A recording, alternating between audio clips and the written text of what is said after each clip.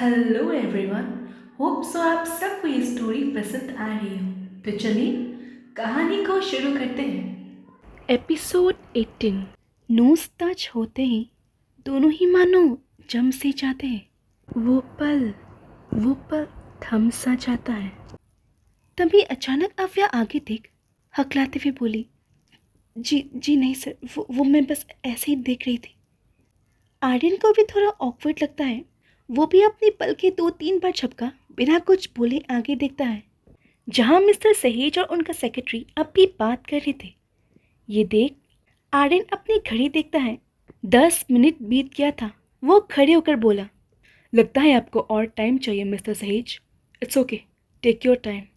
इतना बोल वो एक कदम आगे बढ़ाता ही है कि तभी मिस्टर सहेज जी बोले, नहीं नहीं मिस्टर राजवंशी, मैंने सोच लिया है। मिस्टर सहेज जी जल्दी से बोले, क्योंकि उन्हें पता था कि एक बार अगर आर्यन यहाँ से चला गया तो वो फिर वापस नहीं आएगा। मुझे आपका ये ऑफर मंजूर है। उसकी बात सुन आर्यन आराम से बैठ मुस्कुराकर बोला, दैट्स ग्रेट मिस्टर सहेज। फिर वो आव्या की तरफ अपना हाथ बढ़ाता है।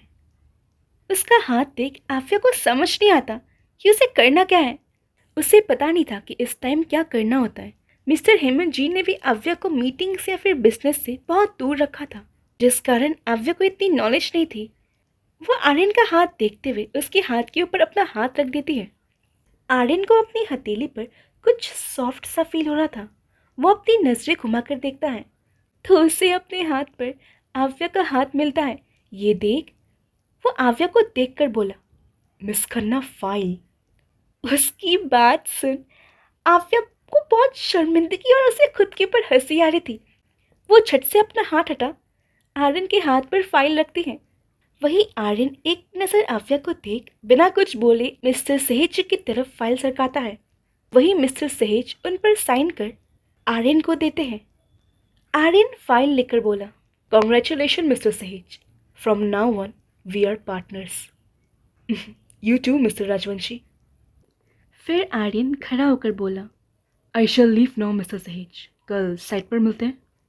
सहेज जी भी खड़े होकर बोले, जी जी श्योर।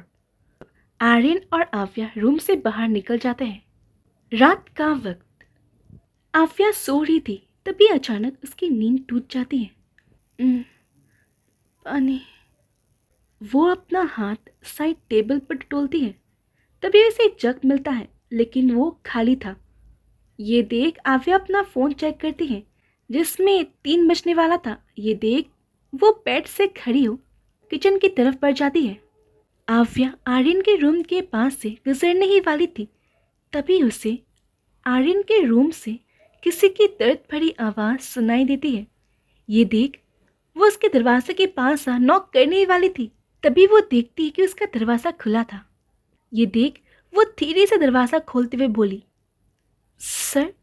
तभी उसकी नज़र बेड पर छटपटाते हुए आर्यन पर जाती है, जिसकी पूरी बॉडी पसीने से भर गई थी। वो अपना हाथ पैर मारते हुए नींद में ही बड़बड़ा रहा था, माँ माँ प्लीज़ मत जाओ ना माँ, दादी दादी प्लीज़ रोके लो उन्हें, माँ माँ माँ माँ प्लीज़ मत जाओ माँ। ये होते ही आव्या भागकर उसके पास आती है। सर। वो उसके कंधे को हिलाते हुए बोली, सर सर होश में आइए सर। तभी अचानक आर्यन उसके हाथ को खींच अपने सीने से लगाकर बोला, माँ माँ प्लीज़ मत जाओ माँ माँ। उसके खींचते ही आव्या खुद को संभाल नहीं पाती और बेड पर ही बैठ जाती है। आव्या के बैठते ही आर्यन उसकी गोद में अपना सिर रख उसके पेट की चारों तरफ अपना हाथ लपेट लेता है। माँ। ये होते ही मानो आव्या की सांसें अटक जाती हैं। उसे अपने पेट के चारों तरफ आर्यन का हाथ महसूस हो रहा था और अपने पेट में आर्यन की गर्म सांसें। वो जल्दी से आर्यन का कंधा पकड़ उसे थोड़ा दूर करते हुए बोली, सर मैं आव्या हूँ, सर होश में आइए। लेकिन आर्यन उसे और कस के पकड़ते हुए बोला, माँ आप आ गई। मुझे मालूम था आप ज़रूर आओगी, लेकिन दादी ने कहा कि आप नहीं आओगी। लेकिन मैंने उनसे कह दिया कि आप आओगी और देखो आप आ गई। बोलते बोलते उसकी आंखों से एक कतरा आंसू बह जाता है, जो सीधे जा आव्या के हाथ पर गिरता है, जिसे फील कर आव्या रुक जाती है। उसे अपने हाथ में एक गर्माहट सी फील हो रही थी। आव्या को विश्वास नहीं हो रहा था, ऊपर से इतना सख्त, गुस्सैल और रूड किस्म का शख्स अंदर से इतना टूटा हुआ होगा। ये देख आव्या को बहुत बुरा लगा। आव्या का दिल बहुत मासूम था, किसी और का दुख देख उसे भी बहुत दुख होता था। इधर आर्यन को इतना तड़पते हुए देख वो एक गहरी सांस छोड़ उसके बालों को सहलाते हुए बोली, नहीं बेटा, मैं कहीं नहीं जा रही, मैं आपके पास ही हूँ, आप चिंता मत करो, ठीक है? आप बस सो जाओ, मैं आपके पास ही हूँ बेटा। बोलते हुए वो उसके बालों को सहला रही थी। उस वक्त आव्या सब बोल चुकी थी कि वो यहाँ क्यों आई है, आर्यन कौन है, सब कुछ। वो बस आर्यन के दुख में खो चुकी थी। और ममता भरा स्पर्श मिलते ही आर्यन धीरे धीरे शांत होने लगता है और धीरे धीरे समय बीतने लगता है और दोनों ऐसे ही सो जाते हैं। तो आपको क्या लगता है क्या होगा कल जब आर्यन नींद से जगेगा? क्या वो आव्या पर चिल्लाएगा या कुछ और होगा? जानने के लिए सुनते रहिए मेरी ये स्टोरी।